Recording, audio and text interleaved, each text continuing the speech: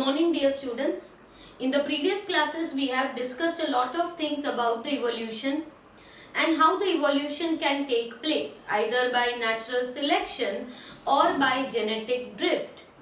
We have also discussed about evolution by stages, that how the evolution is going to occur and what can be the reasons for the evolution to occur.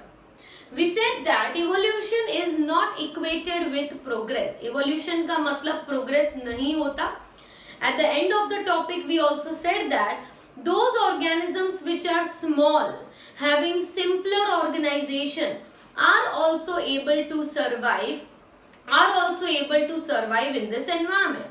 Right? So it is not necessary that more complex organisms can survive and the simpler one cannot survive. Both of them have evolved in their own ways, right? Both of them have their own ways of evolution, how that has occurred.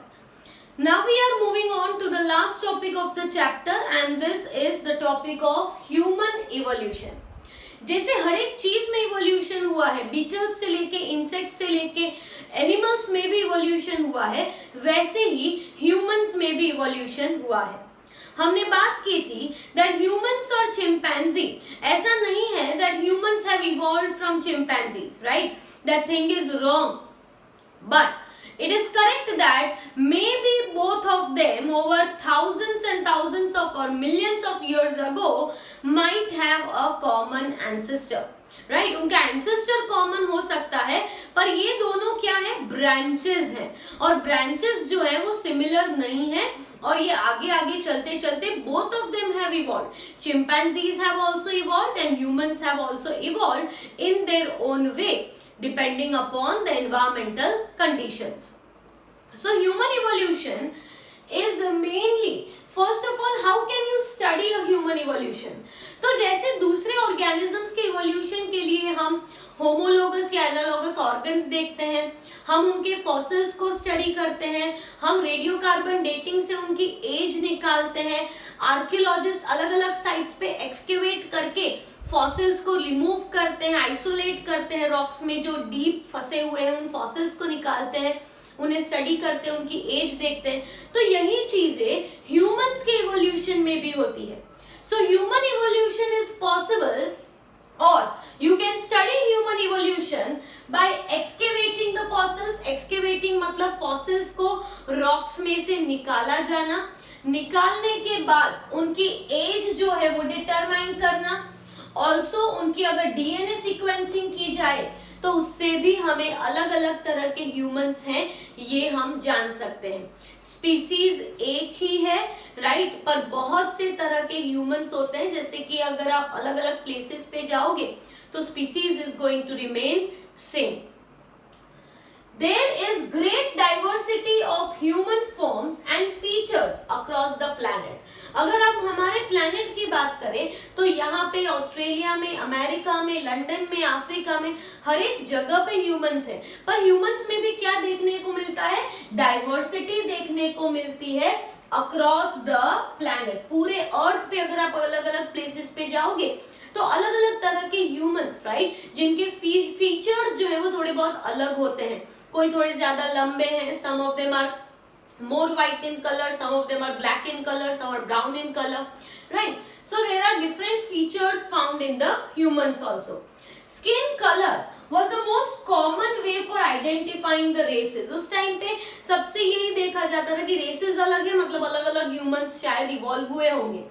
Races अलग हैं is not a feature that will determine different types of humans, because ultimately all humans are belonging to the same species, which is Homo sapiens sapiens.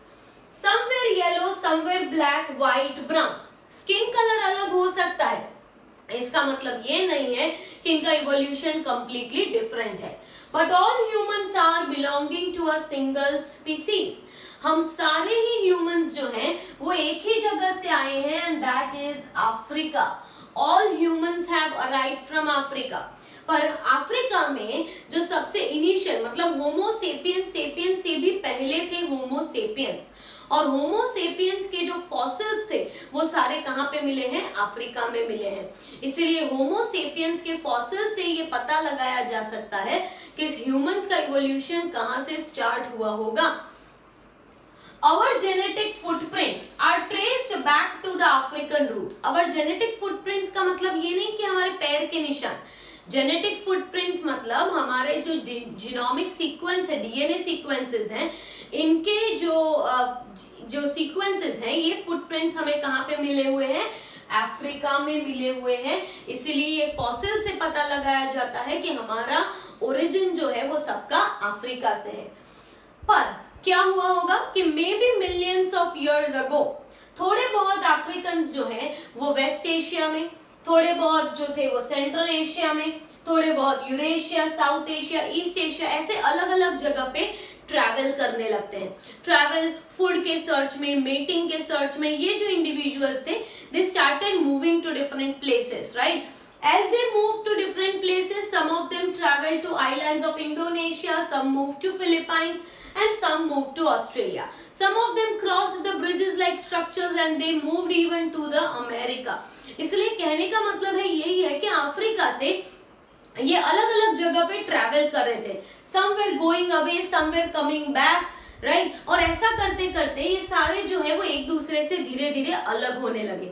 जैसे जैसे अलग होने लगे they got divided and they got evolve, right. So they got separated from each other, even some of them were moving in and some of them were moving out of Africa, and where they lived they adapted to that environment, remained in their environment, haven't evolved in that environment.